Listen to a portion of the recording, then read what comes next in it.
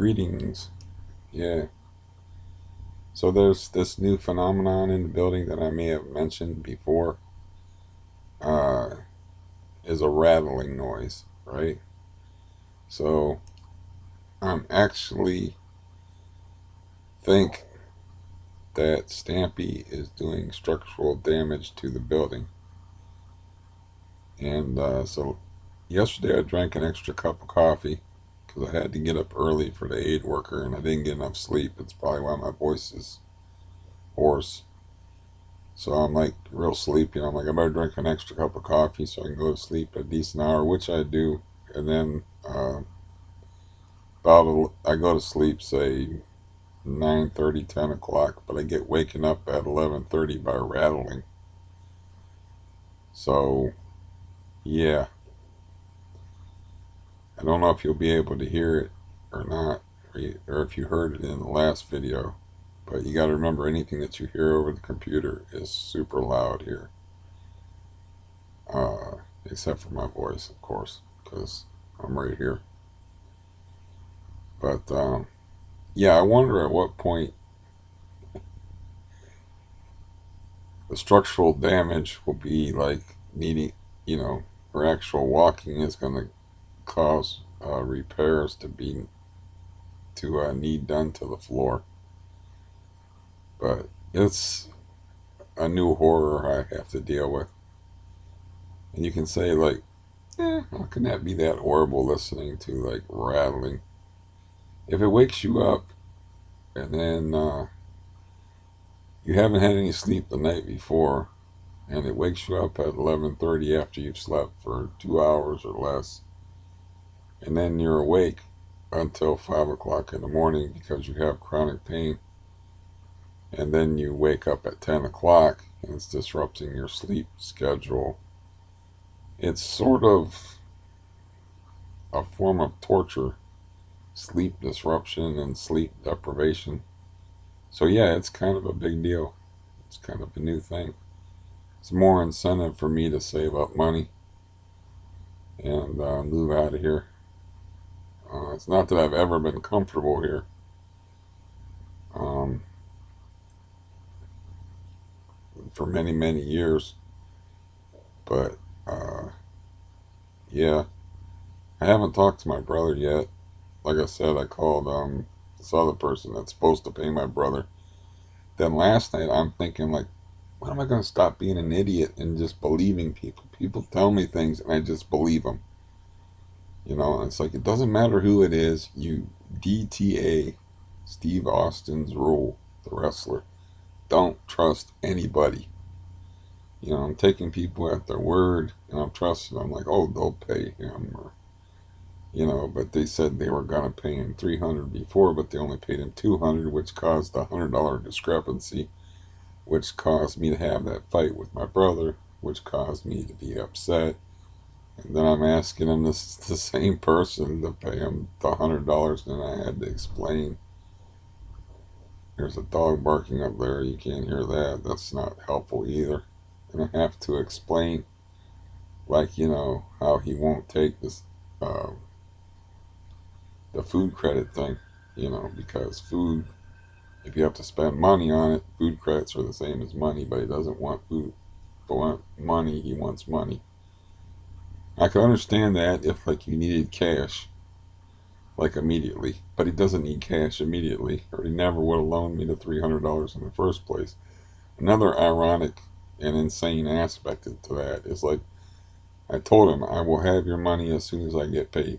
So I get $300 and I put it in an envelope and it's in a drawer. And I said, it's in the drawer waiting for you. I can't get it to you. You'll have to send somebody out here to pick it up. So that's why I arranged for this other person to pay him $300 because they owe me a shitload of money. So yeah, my life is extremely stupid, as you already know. And now I have rattling above me. And it's literally like rattling. Yeah, like you can hear rattling, and I'm like, I woke up last night and I'm like, what the fuck is that? And then once I woke up, I was like, oh, floorboards are rattling when this person's walking. And Yeah. Um, she never performs for company though. You see, when I had that case manager type lady from Coleman show up here, she heard her stomping around just a little bit, and she goes, "Oh, I hear what you were talking about on the phone." And I'm like, "Not really." I was like, "That's nothing." She laughed because he thought I was making a joke or something like that. I'm like, "No, I'm not really joking." I mean, she walked enough to rattle the blinds out of the window, and she walks heavy enough that she knocks a 100-pound bike over that's leaned up against the wall, and she knocked a book off of the shelf, you could say, but I had a book leaning up against the window.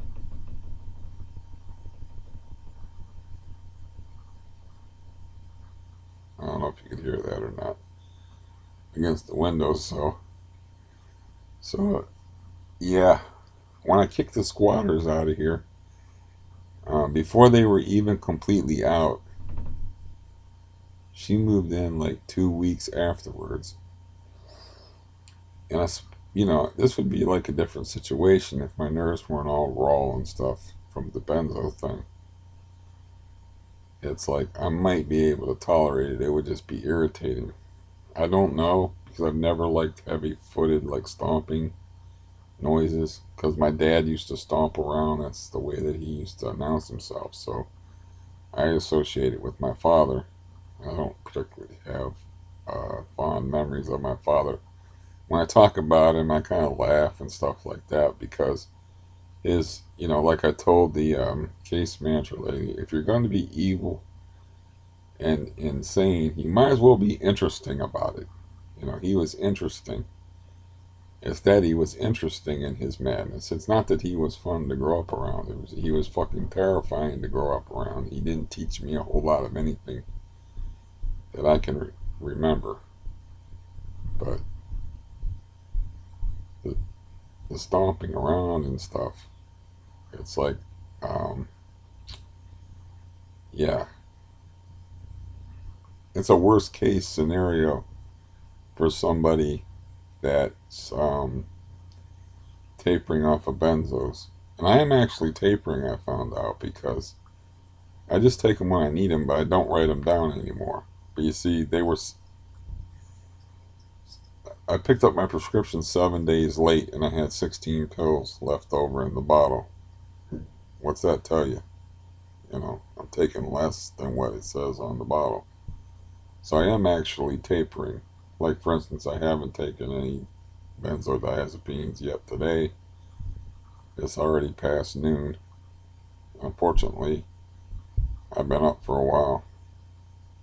So it's not like I wake up and um, take pills right away, even if I'm hearing a bunch of unpleasant noise. My mistake last night is it's 27 degrees out last night. It's cold, so I didn't turn on the air conditioner. I have to turn on the air conditioner when it's 27 degrees to block out the noise, but unfortunately, this new rattling thing, I can hear it over the air conditioner.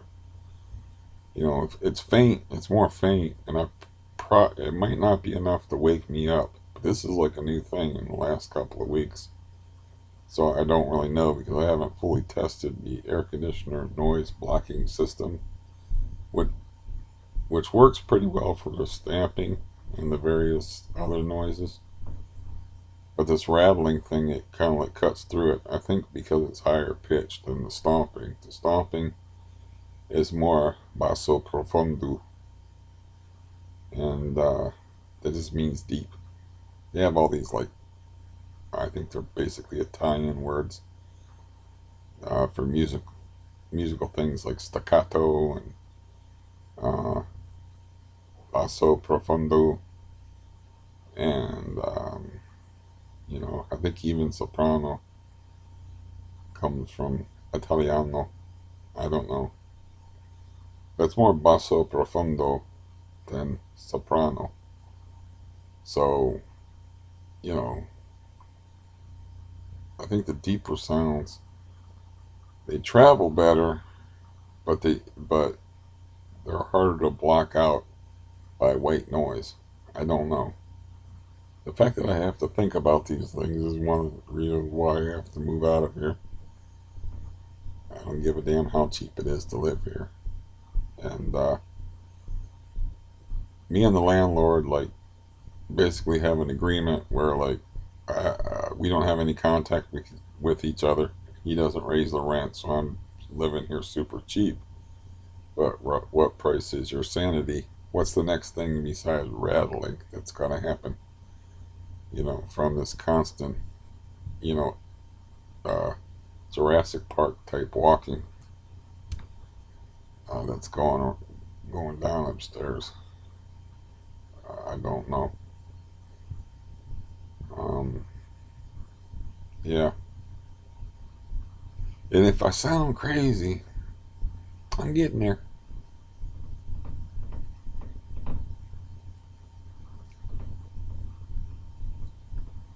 I'm just wondering if you can pick up these noises or not.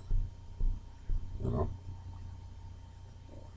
Uh, anyways, yeah, I haven't talked to my brother yet. I just haven't been in the right frame of mind. I did call my cousin in Florida and talked to him. I told him he was being a good influence on me because I said rather than saying fuck everybody, it's like I'm gonna try the forgiveness tract. That he just like I just let stuff go, man. It's like life's too short. You can't go around hating people and holding grudges and whatnot. You know, I don't know if that's the alcohol talking or not, but it seems to be good advice. But my brother won't call me. I know that. I'm always the guy that's got to make the phone calls. I haven't talked to my brother-in-law for I don't know how many years, and it's really because he doesn't call anybody. It's like I have like resentments against him and stuff, but it's not like we're on hostile terms. It's just like he doesn't call anybody, and yeah, he's a case study in himself as far as mental health. He's very interested in himself, and he's not all that interested in you, which I'm kind of used to. But he takes it to a pretty extreme levels, and like I'm pretty sure my brother would not break down and call me because he's afraid, you know. So I'll have to be the guy to do it. It's like I used to always call my older sister, who I haven't talked to for 3 years. I'd always be the one to call them. And if you're the guy who's always making the call and always making contact with people, you kind of feel like the people don't like you because my brother will call me from time to time. So I was like, I think he likes me. He's If you're the guy that's always making contact and keeping the relationship going and reaching out to people, kind of makes you feel like they're not that interested in a relationship anyway. So, like with my foster brother, who I don't talk to anymore either, um, he would call me occasionally, but we'd have nothing to talk about on the phone. But he would call me if he hadn't heard from me for a while. But see, that was the one place I could go to all the time. Those are the people that you got to have some people, and that was the people that I moved to Maslin for, was so I could have a place to go. So I would always just go over to his house and visit him. And a lot of times he would just be stoned and watching TV, and we wouldn't really have any conversations or anything like that. But it was some place to go, and I would talk to his mom upstairs, and then I would go downstairs, and he would be laying there like an old man with a blanket over, stoned and watching TV. You know, I understand that people like to zone out after work, but usually people like to zone out after work for a while and decompress. They need that like hour. They don't need like the whole evening. But yeah, he was like, or he is like, I'm assuming, I haven't seen him for a while, but it was like an ADHD thing. He like didn't have a very long attention span.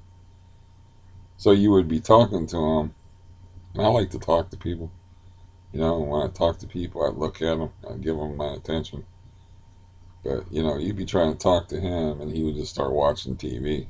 You want to have a conversation with him, because to me, TV is fucking boring.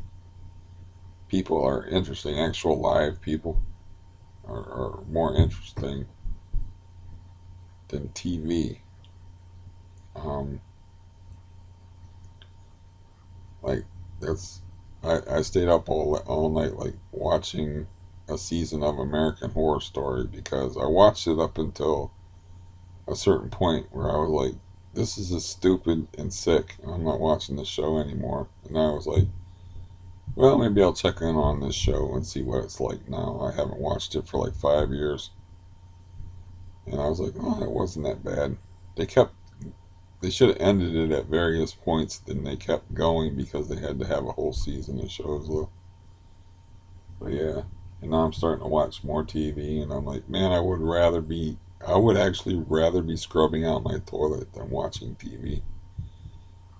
Um, yeah, the aid worker I had yesterday, the cartoon lady, um, she was very nice yesterday, and she was like, "Can I use your bathroom?" She's really old, and I was like, "I don't know if you want to, but you're welcome to, of course."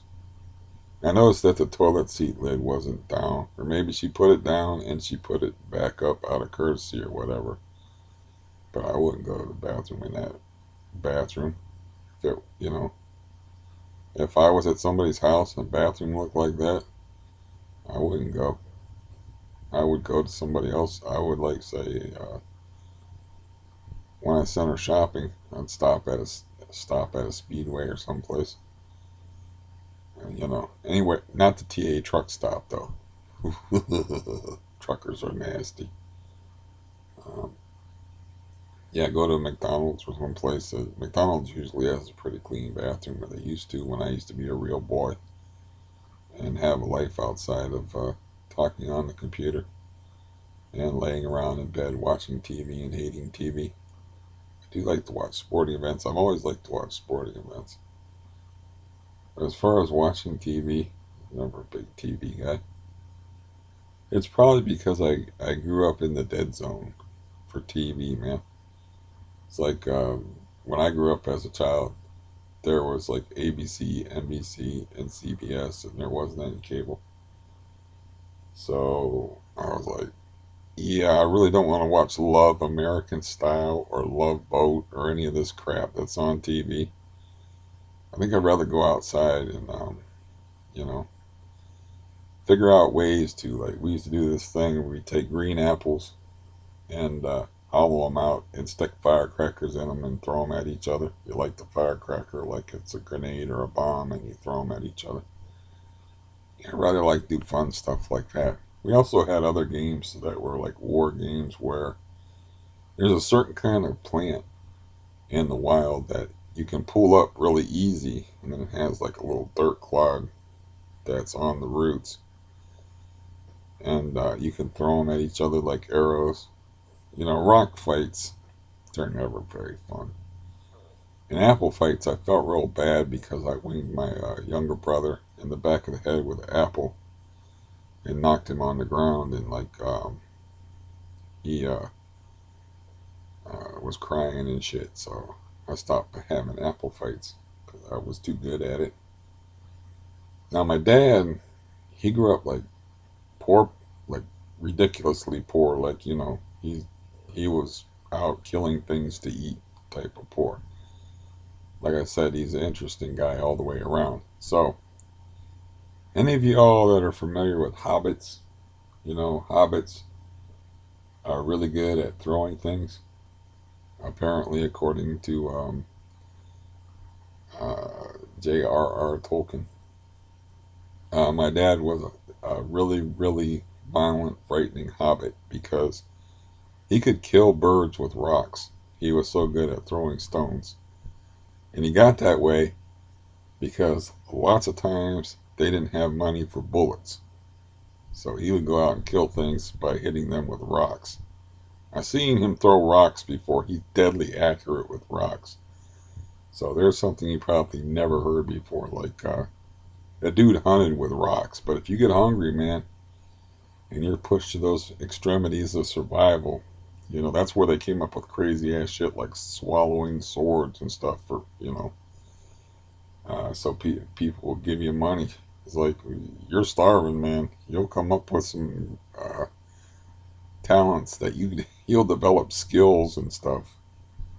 If it's a matter of survival. So he used to be able to hunt with stones and use stones as bullets in his arm as a gun.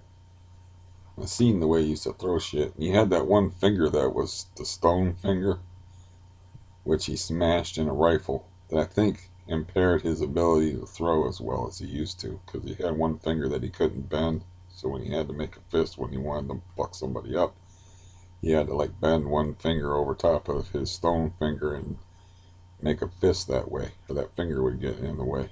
So he had a finger that I think he smashed it in a rifle, and it was just straight all the time.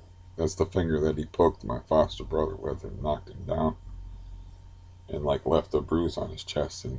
And my foster brother after that, he's like, I'm not fucking with that man. He hurt me with one finger. He left a bruise on my chest and knocked me over with one finger. And he was like, oh, I don't know, probably 150, 160 pounds at the time, so he wasn't no small child. But he was like a teenager, like a teenage boy, anywhere from 15 to 17 years old. I think he moved out of the house when he was 18 and got a job at Crystal Light Restaurant. But I'm wheezing today, which is not good. I can hear it even if you can't, just like the noise upstairs. But there's a package outside waiting for me, but I'm afraid to go out and look for it, because they might just start throwing it off with a truck in the general direction of my house after like leaving it at the bottom of the wheelchair ramp. The last package I had. This one has just rechargeable batteries and more cat food, because I keep having to buy more cat food in it. So it's like a $20 package, so I'm not that worried about it. Uh, I don't know where it's at though. I haven't. I just saw on the computer that it arrived. But yeah, um, these banging noises and shit just get on my nerves. There's also random banging noises that I don't understand. You know, and just random noises. But the floorboard rattle thing is from walking. I'm sure of it. But I don't know if I got woke up last night by random banging noises or the floorboard rattling. But I assumed it was the floorboard rattling because she was still awake and the floorboards were rattling as I was like, waking up. But yeah. See, next month I won't have to pay any rent. The month after that I won't have to pay any rent. I did have to pay my electric bill, which I wasn't, you know. It's like they don't care about the amount, they care about how long it is until you've made a payment. So I wait 3 months each time I pay my electric bill, because they start threatening you with disconnection after 3 months, even if you only owe them like $60. They don't care. So I had to pay like $75 bill, and so I don't have to pay any bills except for internet next month and the month after that. So I gotta start like, you know, I have to start selling football cards. A guy I have a lot of cards of, Nick Chubb, is making his return this week. I don't know, if that's gonna affect the. He'll have to like do really well because he missed. He'll have an 11 game season. He missed 5 games, so he's not winning any rushing titles or anything like that. But he still might do really well, and I'll have to like root for his team to get in the playoffs so he gets some attention. And if I have to hold on to the cards for another year, because this was another disastrous Brown season, mainly because of injury, which people outside of Cleveland don't understand. They just think Cleveland Browns, they suck. But, the Cleveland Browns had like serious injuries even before the season started. Not to mention the fact that they couldn't practice regular because of COVID, but everybody had to deal with that. But it was bad for them because they had a bunch of new players that needed to practice together, and they needed practice because they had players that had only played one season together. But an example is Grant Delpit was supposed to be their starting safety. He's a stud, one of their top picks from Michigan. And the safety that we have playing for us now, 80% of the balls thrown in his direction are completed. 80%. That means that if he was in baseball, and baseball has a lower, like, failure is expected in baseball. But if he was playing as a baseball player, that means that he would be hitting 200. So, if you're not a sports person, you don't get how ridiculous that is. But our safety is a 200 hitter. And that's because, this guy hurt himself and was out for the season before the season even started. He was supposed to be our starting safety. He's a big deal. Name's Grant Delpit. But anyways, the point is like I need to save up money and move out of here and not have to deal with like what's that noise? What's this noise? I'm getting woken up at 11:30, and it's like what will keep me awake? You Coffee will keep me awake. If I finish what I was starting to do uh, before that lady showed up that sat in my living room and interviewed me and was the farm girl. If I finish doing that, usually that keeps me awake, and I'll drink coffee. And so I stayed awake even though I was like sleepy, real sleepy. And I'm like, oh, this is no good because I want to sleep at night. I'm still not allowed to sleep at night because of this floorboard rattling thing. And then there's also these banging noises, which I don't understand what they are. Um, yeah. Uh, I did start cleaning out the bathroom, but I didn't get very far. I just cleaned the floor up, and I didn't get to the actual scrubbing. But I think I'm just going to clean my own bathroom.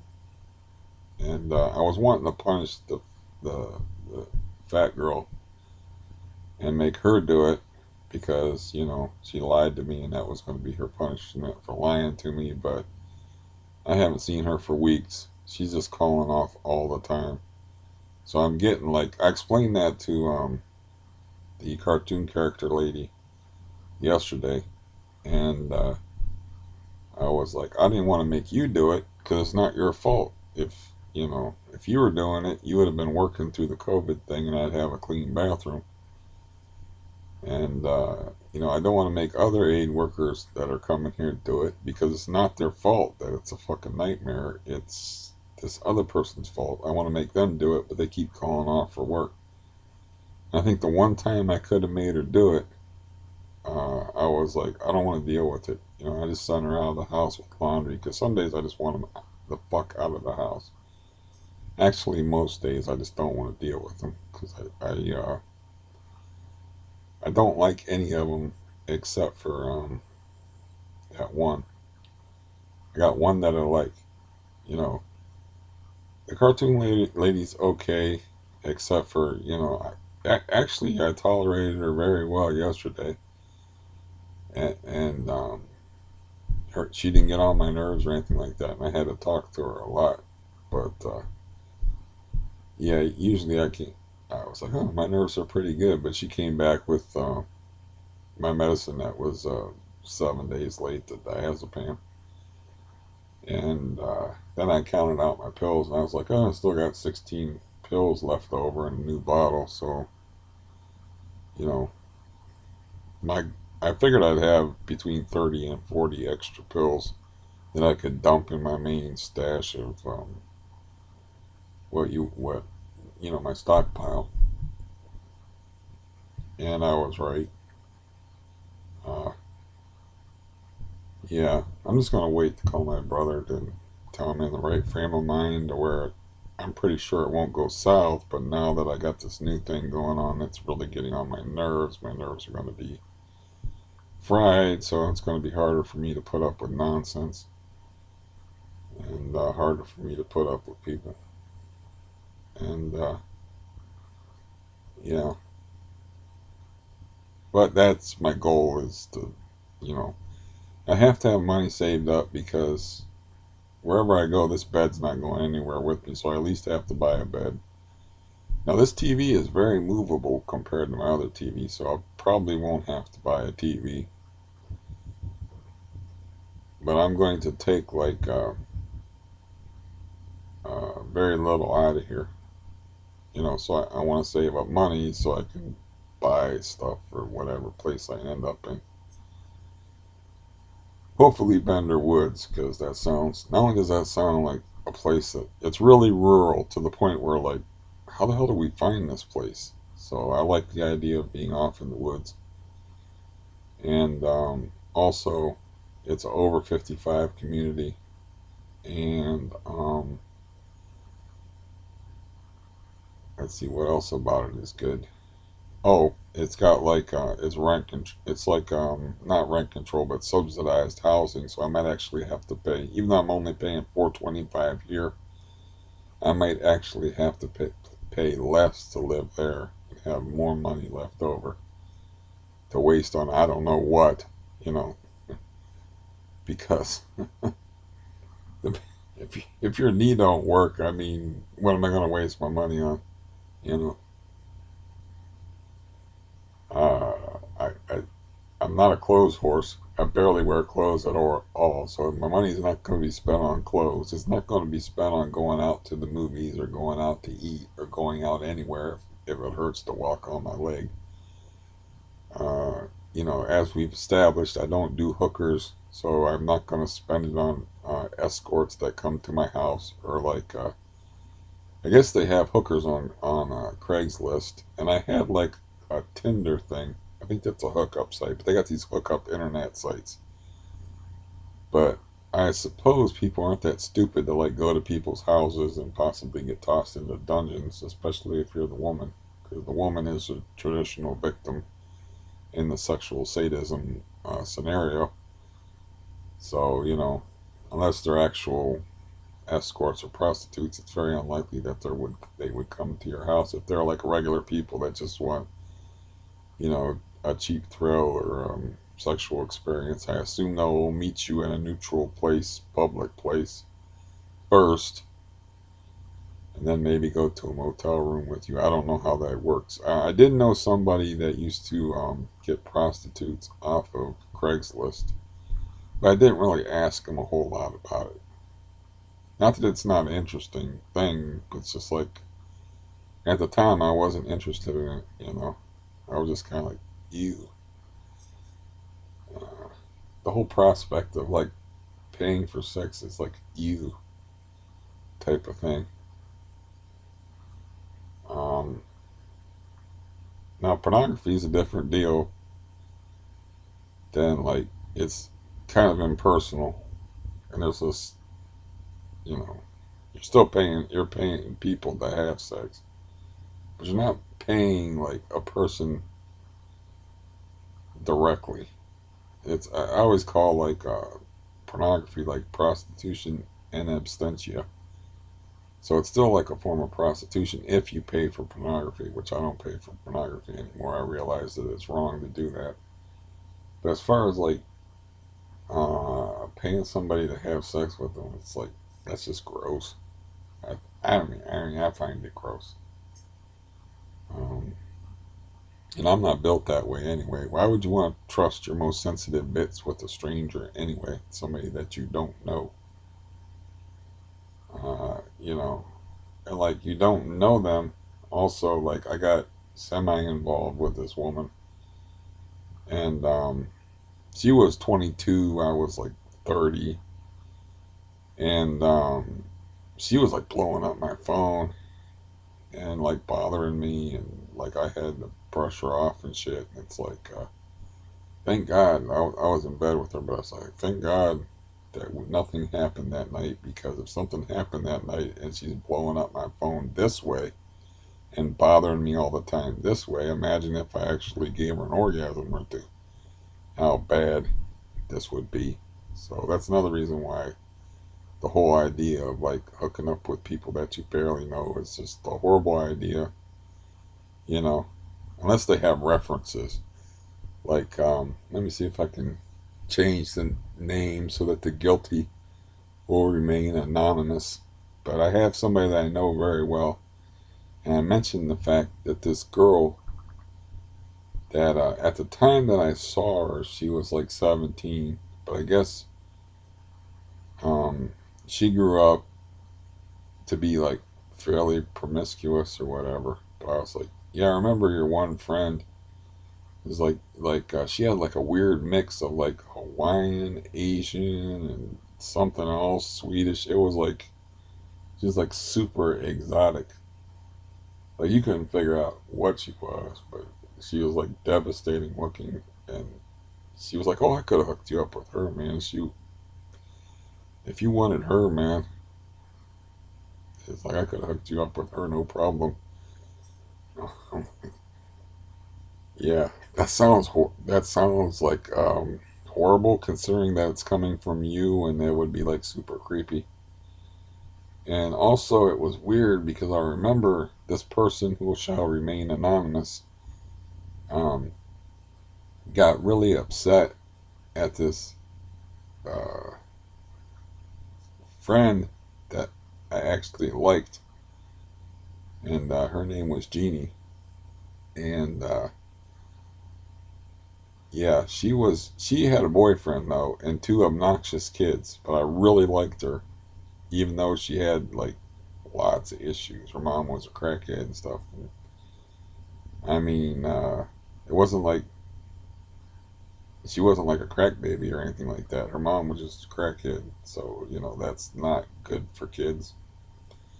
So she had like issues. Like she had like what she had like there was two genies. There was I got to meet both of them, but the one of them I really liked. So um, yeah. So anyways, this person that was gonna like uh, have me screw one of their friends and just say, "Hey man, why don't you do me a favor and jump on this guy's dick?" Um, this other person just got money off of me, and it was a weird scenario where like it's hard to explain, but basically I crossed the line, but I was willing to make that line good. I took some money and let this girl have it because she needed some money. And it's like, I have money, I just didn't have it on me. But I didn't ask that person's permission who was going to hook me up with the Hawaiian, Swedish, whatever girl. And it pissed them off. And I, um, she took the money. This person felt like they were taking advantage of me because they know my situation that I don't get none. And also, there's some other stories in there, but I can't really tell them. But anyways, I just thought it was weird. Like she's gonna throw, like I said, she. See, I already said too much, man. Damn it! All the interesting stuff I can't even fucking tell you because it's not fair to the living. I can tell you stuff about dead people, but these people are actually around. Anyways, the overall point to this story that I can't tell and I should have never even started on is they were actually going to throw one person on my dick, but this other person just committed this minor trespass, and they like cut ties with him and like kicked him to the curb. And I'm pretty sure it had something to do with them thinking that that person, who I already named Jeannie, was taking advantage of me, and I had a crush on her. And I guess I haven't told this story before, but like this was totally like this was my body. This wasn't a mind thing. But like Jeannie was upset and she was crying, and I had pajamas on, like long pajamas, but I didn't have any like anything underneath the pajamas. And I was like, "Do you want a hug or something?" It's like, you know, she like she said, "Yeah." She's crying and stuff. And so I gave her a hug, and I sat back down. I didn't realize like I had full wood. I had full wood, and I started to stand up in front of this other person of the female persuasion after Jeannie had left, and I had to sit back down real quick. You know, it's like, yeah, that was awkward, and that wasn't going anywhere. But that had nothing to do with my brain. That was like, oh, female, you have a female against you. Yeah, we should have been doing this like I don't know 20 years ago. So like, better late. My dick's like better late than never. So yeah, that was like if I got to use that particular erection, that would have been good because that thing wasn't going nowhere, man. Whoever got that, whatever woman got that, would have been, you know, yeah, it would have been at their service for a very long period of time. Let's put it that way. That's the politest way I could put it. That's enough talk about unsavory topics. But yeah, I grew up around unsavory people, so. But anyways, I'm not going to try to like I usually do. Try to like remember what got me there. I like try to keep a theme or a thread going because I'm sleep deprived. My nerves are rattled, as is my ceiling. Because this is a new thing. I'm like, I don't know if I can take this between the stomping and the rattling. The stomping, this was kind of my sanctuary from the stomping because this is like the bathroom is over top of there. I don't know how big their bathroom is. My room is very small, so maybe their bathroom probably takes up um, 3/4 of my bedroom. Then the other quarter is probably the other apartment that's upstairs. I'm pretty sure. So the main stomping and stuff is in the other room that I abandoned because I got that big other room and then a hallway going back to a bathroom, and that's like the main part of their apartment is over top of that area. So I could hide in here from the stomping, but the rattling gets through. So the rattling is a new thing. It's like I think I'd rather live in a haunted house than live here because I'm not afraid of ghosts. I think I'd rather live in a haunted house because the living are way more persistent than the dead. You see ghosts on TV. I mean, they're not like knocking shit off of the walls like constantly and throwing stuff around constantly and rattling chains constantly, because it loses its shock value after a while. You know, if uh, if Bob Marley was like following Ebenezer Scrooge all the time and like rattling chains and stuff, he'd be like boring after a while. Like just go away. You're annoying me. Just stop. But if it just like happens out of the blue and you're surprised by it, and doesn't happen that frequently, you're freaked out like anything else that's new. But this is like a daily thing. Now, if I was haunted by ghosts daily, um, yeah, that could probably get annoying. But from what I understand about ghosts, I don't believe in ghosts, but what I understand about ghosts, at least from what the TV tells me, is they're pretty lazy.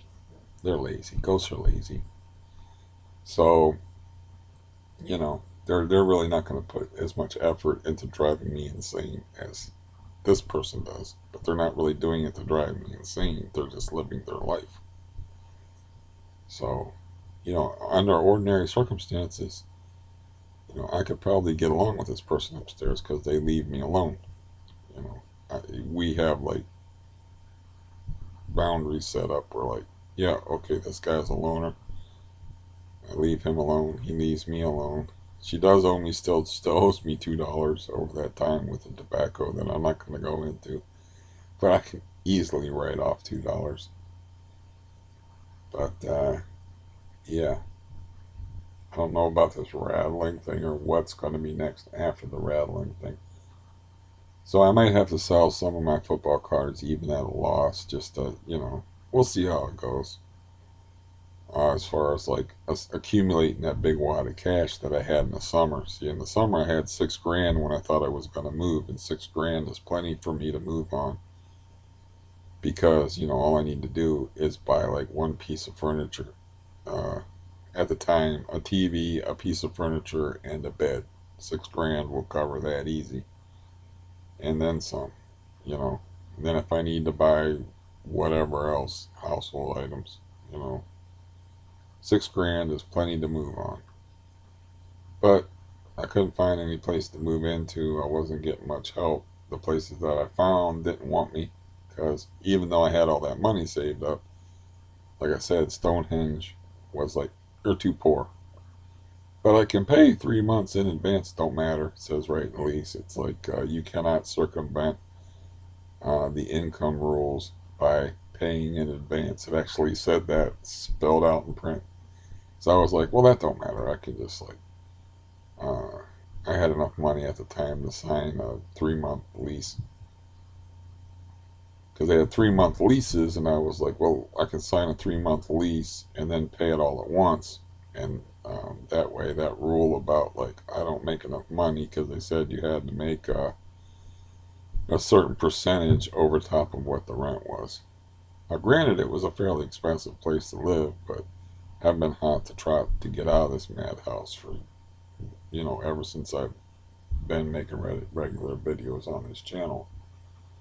There's just been roadblock after roadblock after roadblock, which I won't go into because most of y'all already heard them. But yeah,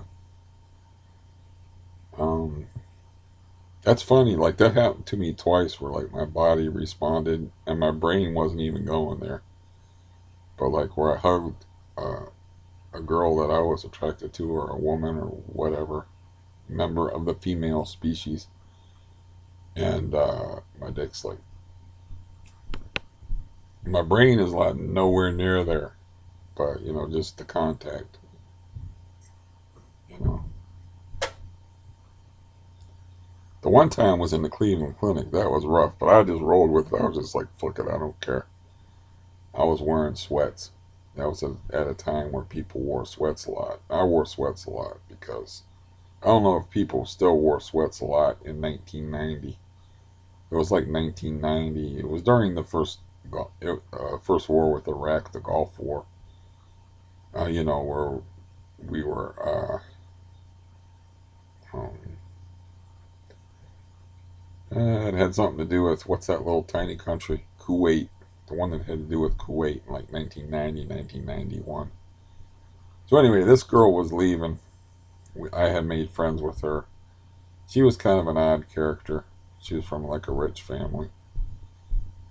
And she hugged me goodbye, like in the middle of a hallway of a very busy Cleveland clinic. And I got that, what my foster brother used to call permawood.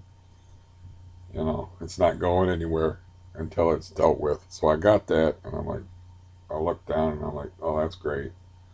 I got a full erection in sweats in the middle of the busy hallway of the Cleveland Clinic. I just owned it.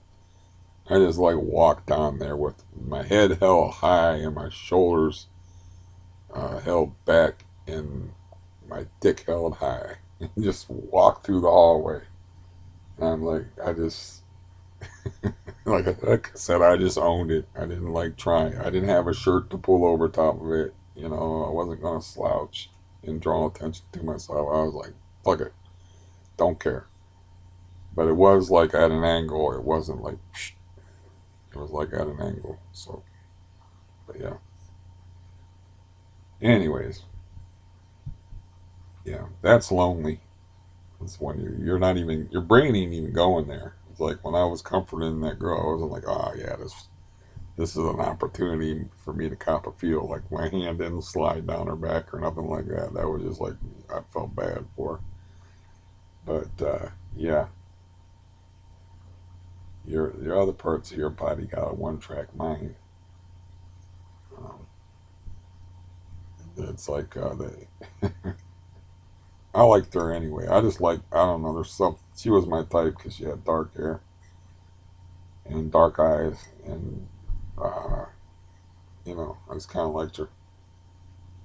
That's Jeannie. Now the other girl had dark hair too. Come to think of it, I don't remember her name. I remember she was leaving. Um, she was in the pain clinic with me, I believe. Yeah, she was in the pain clinic, and I was really a don't give a fuck person. It's like the things that I called pajamas. They weren't really pajamas. I wore those. I would wear those to stores and stuff. They were like neon green with slashes on them.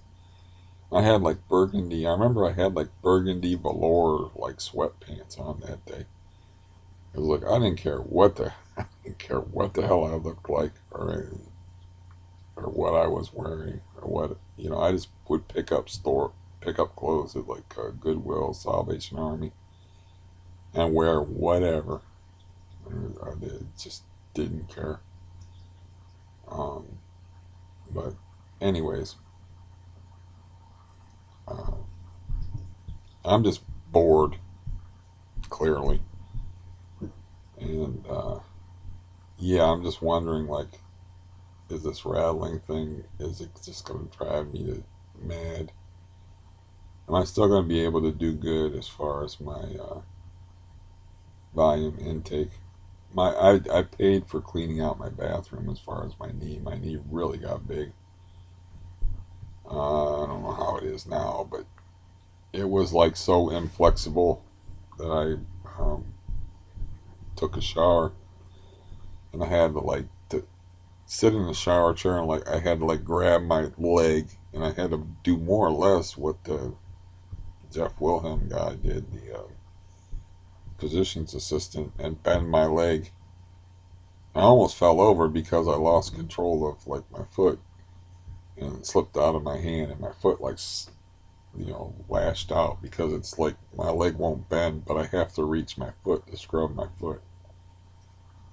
And yeah, and because I have a fused spine, it's like if I drop anything and I'm sitting in a chair, it's really hard for me to reach it. So it's stupid. I got to use like a scrub. I dropped the soap. I got to use a scrub brush that's got a handle on it to like try to pin the soap up against the side of the tub and like push it up to where I can get it. Whereas if my spine would bend and I didn't have a metal rod in my back, I could just bend over and pick up the soap. So this is how my life is very complicated compared to anybody who has a relatively normal body. Having a fused spine is not all it's cracked up to be. I know you've heard a lot of good things from people that has fused spines and metal rods in their backs and stuff, but it's not a good thing. The funny thing is like I had a metal rod in my back that's actually conductive to electricity, and I was less afraid of getting struck by lightning than the people in Florida, because Florida is the lightning strike capital of the United States. So when there was lightning out, especially um, my cousin Kevin, a great guy, um, scared to death of being struck by lightning, and he was like, "Get inside, man," and I'm like, "No, I'm not getting inside. I'm going to sit out here." And he's like, "Well, I'm not sitting out there because I'm not getting struck by lightning." Another thing is, I'm not getting anywhere near you because I explained to them how I was a human lightning rod, and um, I'm gonna stop doing that as far as like looking at. I'm training myself to stop looking at the ceiling and pausing to see if you hear the noises and stuff because you probably don't anyway. And these videos are probably. I think people watch them because they're sleeping pills anyway. Um, And it's nice to hear a familiar voice, maybe. I don't know. I'm doing it again. I'm going to stop looking at the ceiling. It's almost like I'm waiting for it to collapse. Um, yeah. But anyways, yeah, like having a fused spine, it makes it hard to like reach. I can reach stuff when I'm standing up, but now I have trouble doing that because I got the bad leg. But I used to be able to just reach stuff. I mean, I could like from a standing position, like put my hands flat on the floor, like they say, touch your toes. I could easily put my palms flat on the floor. So it used to be easy for me when I was standing up to pick something up that I dropped, but sitting down, different story. And so, like, if I'm sitting in a another thing about that shower is like I'm claustrophobic, and that shower is really, really small. It's like when I'm the shower chair will barely fit in the shower. You've probably seen apartment type showers before, so I'm probably wasting your time here. But like when I prop my knee up, you know, where you put like your foot, I would demonstrate, but you know, you put your foot on top of your knee. My um, other knee is actually hitting the shower curtain by a wide margin, like by 4 to 6 inches. It's how tight the shower is, and I'm claustrophobic anywhere and anyway, and I can barely move in it. It's like it would be ideal for a little push. I can't be clever with this fucking missing teeth thing. It would be clever for a midget. I can say Lilliputian has too many syllables in it, so I can't say that in a timely fashion, and everything in comedy is about timing and getting the words out on time. So yeah, uh, I haven't tried. I don't know if I talk any better with my teeth in. Um, I didn't put my teeth in yesterday, or my partial plate. I didn't put my partial plate in yesterday. It feels like I got a bunch of extra stuff in my mouth because you got the band around the bottom of the partial plate because I've only got like 5, 6 teeth on the bottom. And then there's a band going around the roof of your mouth. So you got all this extra stuff in your mouth, and they feel uncomfortable and weird. And they make my gums sore even though I'm not trying to eat with them. So maybe I should try um, talking on here with them and see if I can speak more betterly and more clearly if I'm going to, you know, expect the 2 dozen people that listen to me on a regular basis to continue to listen to me. So I would talk for like one person anyway. So you know, to me, it beats sitting here watching TV.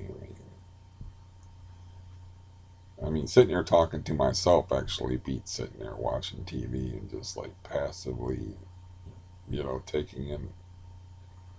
taking in other people's creativity instead of trying to create something myself.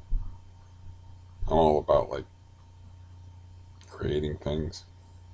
That's why I like to write music, even though I'm not good at it. That's why I was a writer.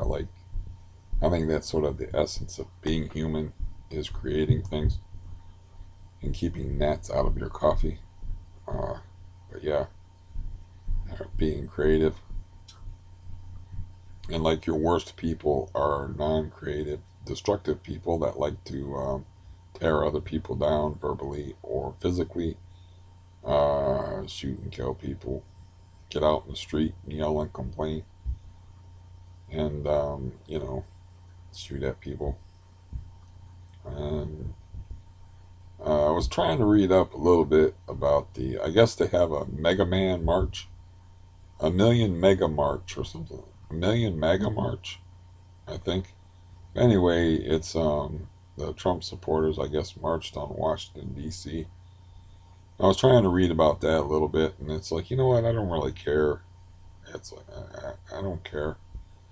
It's going to shake out how it's going to shake out, And Trump is not going to get the presidency back. He's already had some legal trouble. Um, like Friday was a bad day for him legally. He took some losses legal in the legal department with his lawsuits, and the vote disparity, I believe, is like 6 million. So I mean, he would have to prove that there was well over 6 million fraudulent votes. Of course, they have already. There's fraud in every election, so they've already proved that there's been a certain amount of dead people voting.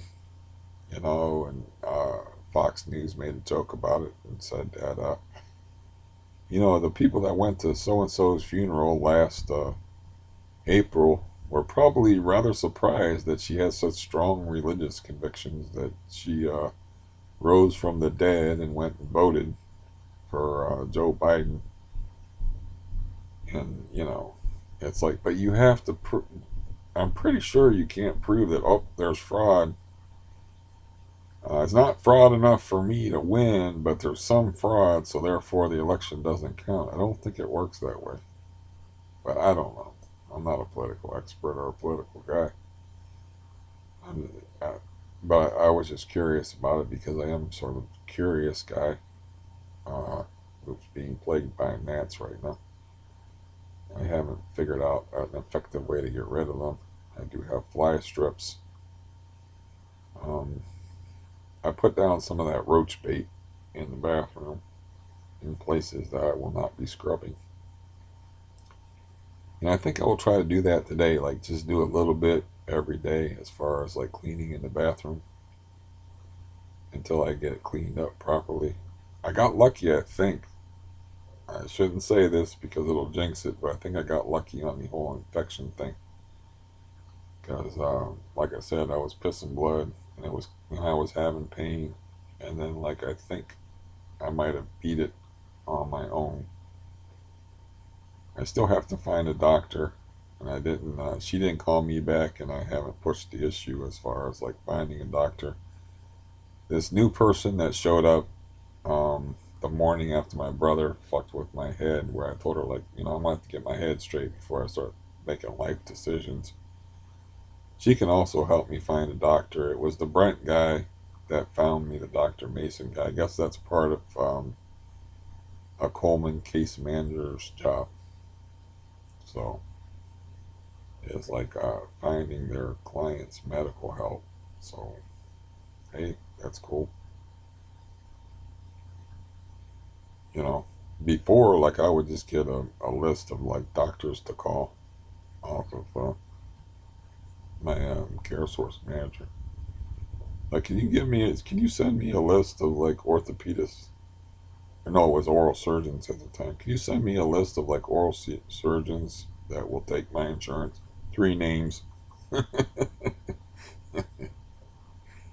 Oh, I got 3 whole names to choose from. And I went to one of them that time I told you about where I was in Cleveland, and they have 2 offices. And actually, I drove all the way to Cleveland, which is a 60-mile trip, and they sent me to the wrong office. And I went in there, and I told you that story where I went in there, and the office was closed, but the dumb lady apparently, this is not smart, especially for a tiny little woman to like leave an office door open after hours when it's closed.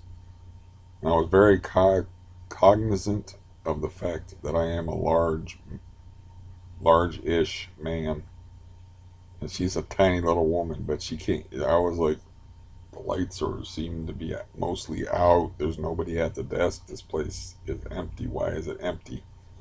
I'm walking in there all nervous, waiting for them to like do nasty things to my mouth, and there's nobody there. I'm like, what's going on here? And then this little Asian woman come out of the back room, and she had a fruit plate with like pineapple and watermelon and stuff, and was noshing off of it. She's like, hello. And she was totally unafraid, and I'm like, I don't think I told her to lock the door, but I was like, I don't know what world you're living in, but if it's me and I'm a tiny little woman, it's like I'm locking my door to the office. once the office is closed if I'm the only one here. I think I asked her if she was the only one there, and she said yeah. And she still, no flags or warnings went up, Are you the only one here? I didn't ask it like that, though. I was like, are you the only one here? And she's like, yeah. She's like, I was just getting ready to close up. I was just going to eat what's left off of this fruit plate from lunch. And I'm just going to close up. She's like, oh, this happens all the time. You need to go to this other office. Then we tried to find the other office and we got trapped in that traffic jam. And it was like Carjack City.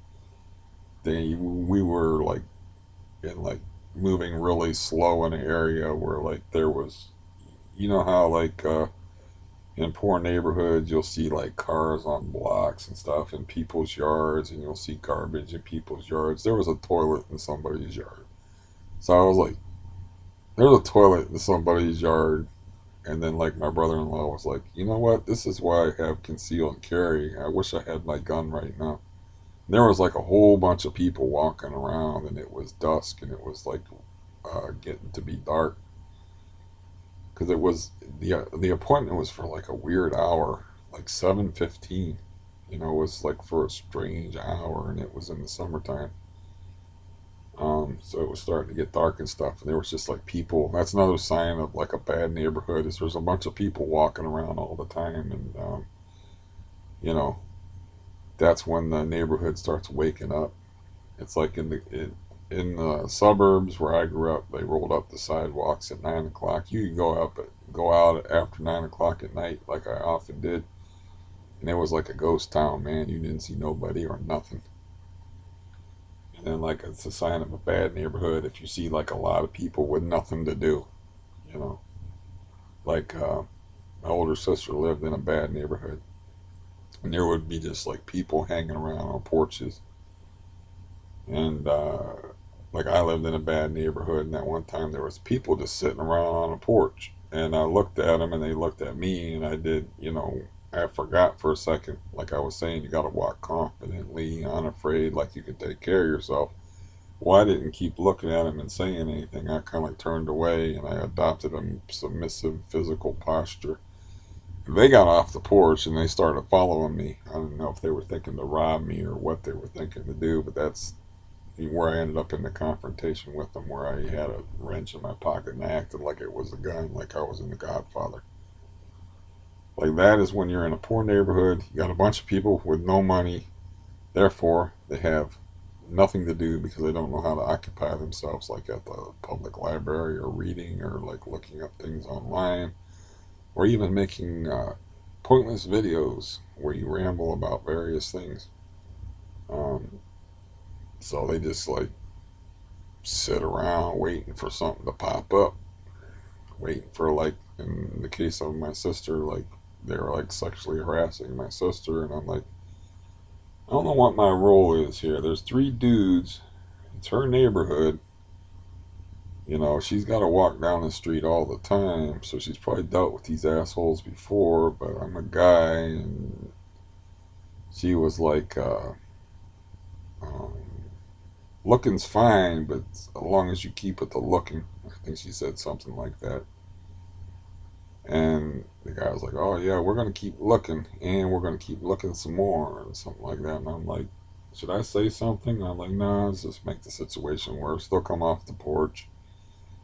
There'll be a fight. There's three of them. There's one of me, and my sister will be there. It'll get their blood up, rape and pillage, and you know, it's just gonna be. It's just better just to let it play out." So my instincts are usually pretty good about those things, like when to act, when not to act, when to keep my cool, when to lose my cool, when to try to intimidate somebody, when to be like, whoa, this motherfucker is crazy, and walk all the way around them. Who can be bluffed, who can't be bluffed. It's from growing up around violence and growing up in poor neighborhoods and stuff like that. It's like my foster brother was giving me advice, and I'm like, How many times have you had your ass kicked in the last 10 years? And he's like, I don't know. And then he started naming off things. I'm like, just stop. Because no one's kicked my ass in the last 10 years. You drive a car. I walk everywhere. So I'm not taking advice from you about how to handle myself in the street. You know what I'm saying? Shut up. That was a while ago. I was like, yeah, you're not telling me what to do. I seen your face busted up before.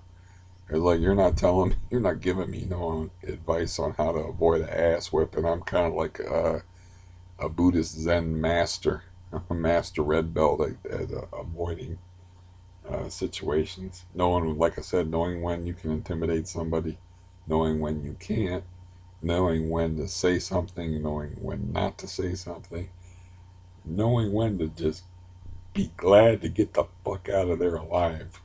Which I've had a few situations like that where I'm like, I get home and I'm like, oh, Jesus. Oh, it's good to see you. I got to my brother-in-law's house that one time. I was like, oh man, it's good to see you. And he's not, you know, I never hugged the dude. He's not a handshake. He's like from the handshake generation. But I wanted to give him a big hug because I was just glad to be alive. That's when um, those three dudes in the convertible. No, there was four guys actually. There was four guys in a convertible, and I was on a bicycle, and they were yelling shit at me like, "What are you doing riding the bike in the road?" And I'm like thinking to myself, "I'm not riding the bike in the road. I'm riding the bike on the side of the road like you're supposed to." But I can't. I gotta, I got a little bit of the crazy come out, and I was like, "You want to see me ride a bike in the road?" And I like cut in front of him on a bicycle as we were approaching a red light. I deliberately like cut in front of them and rode in the middle of the road in front of them because you can do that on a bicycle. You're allowed to, and I got in the left turn lane and was gonna make a left turn. And you're allowed to. You're actually that's the way technically you're supposed to ride a bike. It doesn't work in real life, but that's actually how you're supposed to, you know, ride a bike. Because you're supposed to ride on the right side of the road, and then when you have to make a left turn, you get like uh, in the center line so that people can make right turns this way. And if you're at a light, they have to wait for the light or the arrow to make the left turn. So, But then those guys got out of the convertible, and the one guy had a 40 in his hand and was yelling things at me, and I wasn't worried about him because he was just a drunk, belligerent little dude. But the guy behind him, he looked a little bit more seriously, and he wasn't like looking like I gotta calm my friend down and get him to stop looking like acting like a jackass. He was just kind of looking speculatively at me, and then I looked across my other shoulder, and there's two more guys in the car, and they're just kind of watching the scene, but they're leaning forward, and they're like, I'm like, ooh, this isn't good. So what I did is I just didn't say nothing because I'm like, anything I say to this guy drinking his 40 and yelling, and this guy behind him, anything I say is going to be wrong. So I ain't saying shit. I'm letting this guy vent who's yelling at me about how I'm supposed to be riding a bike on the sidewalks. Bikes belong on the sidewalk. I'm not going to point out to the fact that according to Ohio law, it's actually illegal to ride a bike on the sidewalk. You're supposed to ride it on the side of the road. And actually, I'm pulling a legal maneuver by cutting in front of them. But I just did it because I felt like being an asshole. And my balls were a little bit too big that day. And so all I said to the dude is I looked up and the light turned yellow. And I pointed at the light and I said, the light's going to be turn green in a second here. And I'm going to be out of your way. And then the light turned green, and instead of making the left turn, I went deliberately on a one-way street where in order for them to follow me, they'd have to be breaking the law, but I'm on a bicycle and it doesn't matter. Traffic was going this way and I was going that way. It's a one-way street, so they wouldn't. It was also like an alley. It was called Kennett Court. And like I said, I made it to my brother-in-law's house, and I was so relieved. I wanted to give him a hug. And I was like, he was like, "What's up with you?" Because he noticed something different about me. And he said, "Well, what's up with me is that I just narrowly avoided an ass whooping, uh, but I did avoid it, even though I just like, they were just yelling stuff and harassing me because I was on a bicycle. One time I got harassed on a bicycle was funny, and I'm sure a lot of these are repeats for people, but I can't keep track. But this guy is yelling shit at me on a bicycle, right? So he doesn't realize that there's a red light up there. So he's yelling stuff at me, and he's just one guy in a car or so, I think. And I pull up we both pull up the light, and I'm just looking at him, and I'm just giving him the death stare. I'm just looking at him. I'm just looking at him and looking at him. He won't even meet my eye, and I'm pissed. But lucky for him, he had a kid in the car, which he shouldn't have been saying that shit to me and using obscenities in front of that kid. But he had a kid in the car, and I was like, ordinarily I'd take this past menacing, but I just menaced the guy, and because I was very unhappy about the situation. But he didn't understand. Like, it's okay to harass somebody on a bicycle if you got four guys in a car, but it's okay to harass somebody on a bicycle because you got superior horsepower.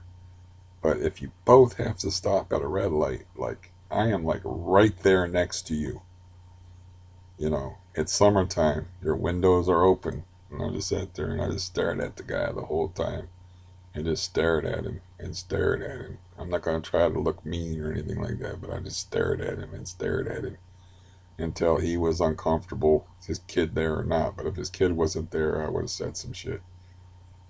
And I don't know. I'm like, you got anything, like, things like, you got anything you want to say to me now? Maybe you want to get out of the car.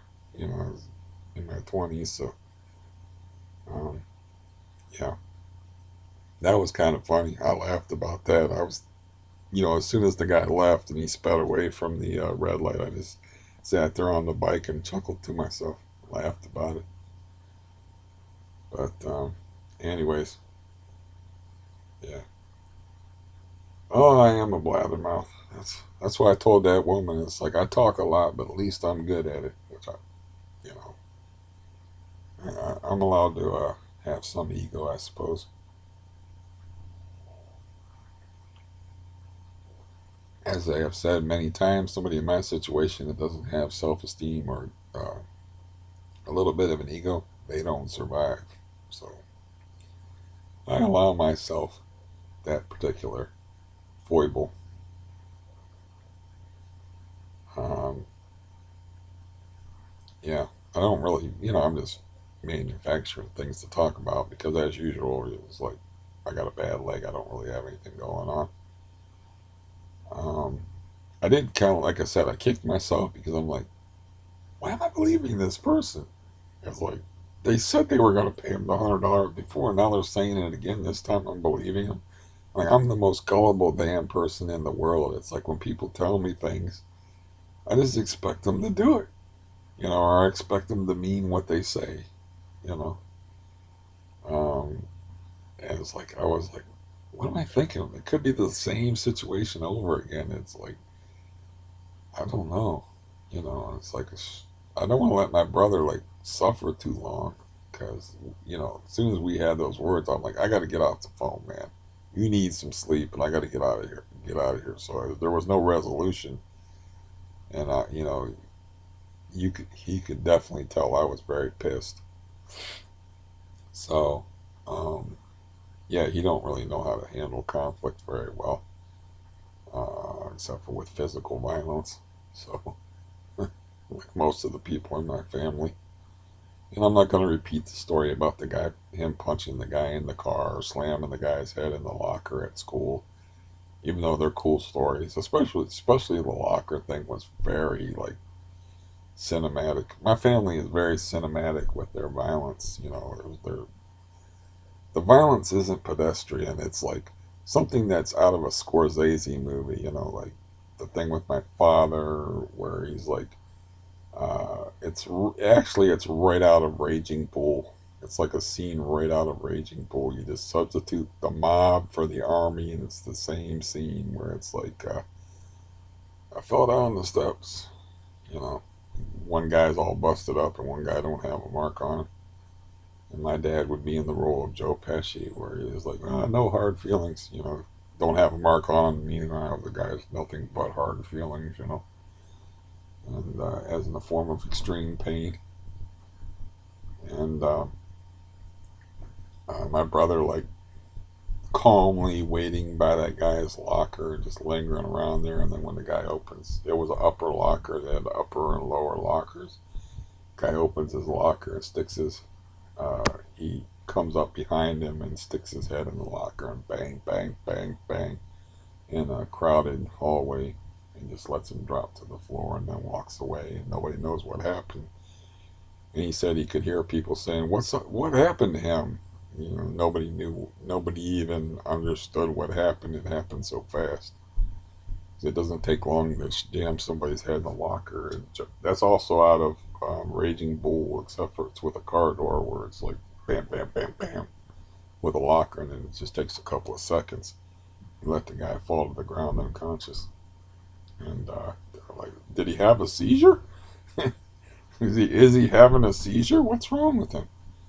Why is he bleeding? My brother's hearing all this stuff while he's walking away, and nobody knows who did shit. He never got in trouble for it. Yeah, that's how my brother handles conflict. So he doesn't handle it very well. He's not good at working things out verbally, which I understood at a very early age, though I don't hold it against him when he chased me down with a hoe. And of course, he wasn't a pimp, it was an actual farm implement. And he chased me with a hoe before. He chased me with a rake. Um, he shot at me with bow and arrow. He was shooting at me with arrows. Um, which could have potentially killed me if he had a better bow, but it wasn't a really good bow. So he wasn't getting a lot of velocity on the arrows. And my foster brother was very impressed because I was able to knock a few of them down, a few of them out of the way, because I had fast reflexes. So I was dodging them and I was like knocking them out of the way and shit. But it wasn't no compound hunter's bow where you could kill a deer with it. It was just like I don't know, a single string bow. The arrows had metal tips on those, so if he shot my sister in the foot with them, and it stuck in her foot. So if he would hit me, it could have potentially killed me. He did shoot my sister in the foot. I don't think he had a full draw on it, but yeah, that caused some problems. I think he might have got a whip on that from it. I'm not sure, but yeah. Uh, so I don't know. Maybe I'll make myself do that tonight. I just didn't feel like it. Like I said last night, I was just sleepy. I drank coffee. I shook hands with the bishop for a while, and then I was like, okay, I feel kind of sleepy now. I can go to sleep. And then I woke up to like either the floorboards rattling or banging about 11:30, and then was up until 5 o'clock in the morning. And then I woke up, I don't know, 9:30, 10 o'clock or whatever. I might have said earlier, but it was too early. And anyways, there was something else I was going to talk about that I had backburnered, but as usual, the stove is not there. Um, Damn, it was something good too. It was something that's not so much good as actually relevant to my present circumstance. Um, but yeah, this month, hopefully, like during the next couple months, this person will pay me back the 2 grand that they owe me. You know, it's a possibility. It could happen, but in the meantime, that's my goal is to start saving up money, which will probably involve selling cards here and there. I did get my shipping labels, so what I could do, I just haven't felt like it because I had the epididymitis scare. which still might not be over. It's like, I think I'm okay. I've had no more real symptoms, and I got like pain from here down, so I don't know what. It's not like I can be 100% sure that I don't have anything going on. Um, but I have those shipping labels, so I can like sell maybe one thing and try to print out a shipping label for it. See, like I was explaining before, it was like you buy those shipping labels. So if I buy a shipping label for $3 and then I can't print it out right, and I still have to send the card, then I got to spend maybe $4. So it's you know I'm going to lose the $3. Now that's why I don't want to sell 10 of them and lose like $30. So because you know, I'm trying to print out shipping labels and it's not working. But I do have my shipping labels, which means I can sell a whole bunch of packages at once because I can buy the postage online and just put the stickers on the envelopes. It even has the addresses all pre-printed out on it and stuff. And it's cheaper. eBay is actually, I thought it would be more expensive. It's an assumption I made, but it's actually cheaper to ship through eBay shipping. They got some kind of deal going with the post office. So whereas it costs $3.90 or $4 for me to ship one of them bubble envelopes, it costs like $3 or $3.18. If you sell like 100 things, adds up. Um, and I definitely have hundreds into maybe over 1,000 sellable cards here. Problem is, like a lot of the stuff that I have are people that get injured because I got a massive Odell Beckham Jr. collection. He's out for the season with an ACL tear. I have a massive, including autographs, Jarvis Landry, but he's having a rough year because, playing with broken ribs. He's playing with broken ribs. He had a shit game against the Raiders. Dude's playing with broken ribs. I mean, I can't really fault the guy, and he was recovering from off-season surgery as well. And I can just go down the list of like this guy. I got a lot of this guy, but he's injured. I have really valuable cards. This guy, but he got injured in the second game's out for the season. I bought a bunch of Grant Delpits, but he never even got to play one pro game yet. And I made a lot of dumb purchases, of course. I invested in this guy, and he barely gets to play. I invested a lot of money in that guy. I just took a flyer on it because I thought I was going to get $1,200 from the government, blah, blah, blah. You know the deal. Uh, but yeah, with the rattling in the ceiling, I definitely need to skedaddle and get out of here. I wonder how that would have worked out if my brother would let me move in with him in the summertime and let me fix up his house. And then, I could have palmed my cat off on him, and my cat could have had a really sweet neighborhood to live in. And he could. He's an outside cat now, anyway. That's why I was explaining to my brother, which it's hard to explain things to my brother, but it's like, well, he's an outside cat anyway. At the time, he was an outside cat, and then like a month later, he decided to stay in the house all the time and drive me crazy. And I'm like, no, you're going outside. I'll make sure you got a big old fat belly and it's well fed. I can't get outside to pet you. I'm sorry about that.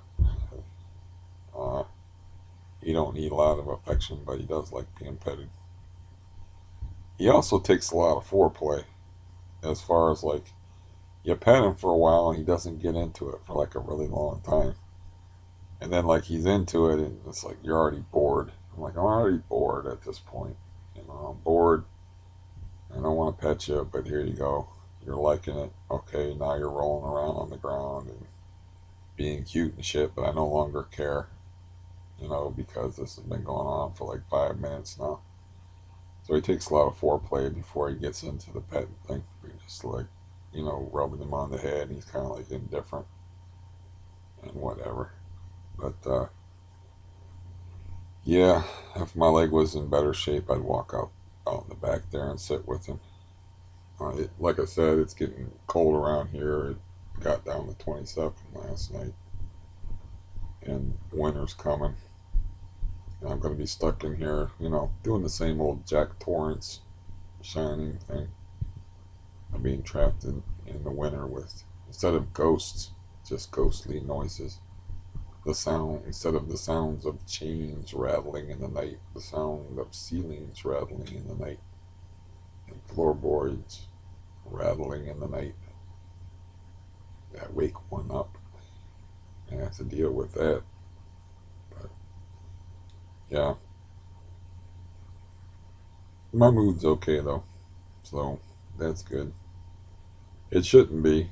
I mean, like I said, I feel like I got a little bit of at least a reprise, if that's the right word. A reprieve is the word I'm looking for. I got like a reprieve at least temporarily for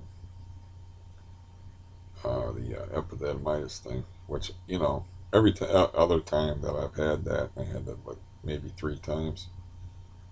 It's an immediate and big life disrupting deal, and the pain is astronomical. You know, once you get to swelling, the pain's unbelievable. And I got enough pain already. I don't need extra fancy do pain. You know, I don't need that Tiffany's Gucci pain.